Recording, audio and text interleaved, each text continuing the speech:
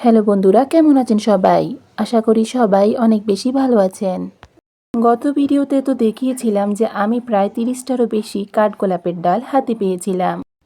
আলহামদুলিল্লাহ, আজকে মাটি প্রস্তুত করে অর্ধেকেরও বেশি ডাল বসিয়ে দিব। কাঠগোলাপের ডাল থেকে চারা তৈরি করতে গেলে এর মাটি প্রস্তুত করা খুবই সহজ।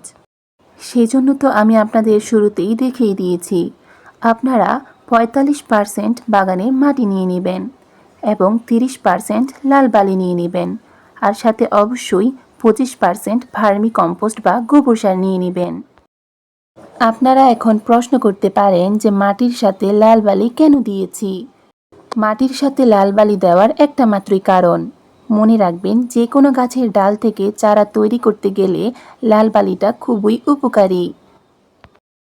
লাল বালি মাটির সাথে মিক্স করে ডাল বসালে আপনি যদি মিডিয়াতে পানি দেন তাহলে মিডিয়াটা দ্রুত শুকিয়ে খিটখিটে হয়ে যাবে না।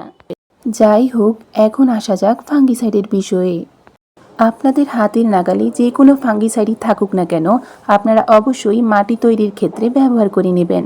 তাহলে আপনি মিডিয়াতে যে ডালটা বসাচ্ছেন সেটা আর পরবর্তীতে পচে নষ্ট হয়ে যাবে না। আমার জানা মতে ভারত আর ইন্ডিয়াতে সাব ফাঙ্গিসাইডটাই ব্যবহার করা হয়।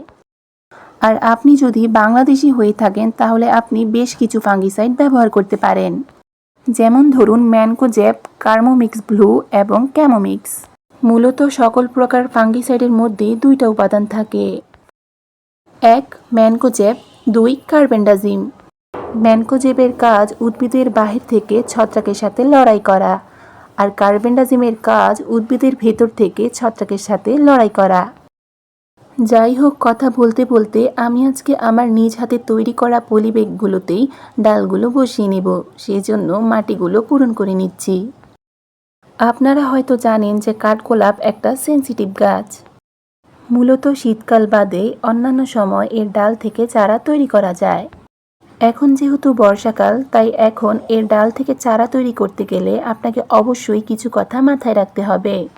যেই স্থান থেকে ডাল কাটবেন সেই স্থানে অবশ্যই ছত্রাকনাশক লাগিয়ে দিবেন এবং ওই স্থানটাকে কোনোভাবেই বৃষ্টির পানিতে অতিরিক্ত ভিজতে দেওয়া যাবে না।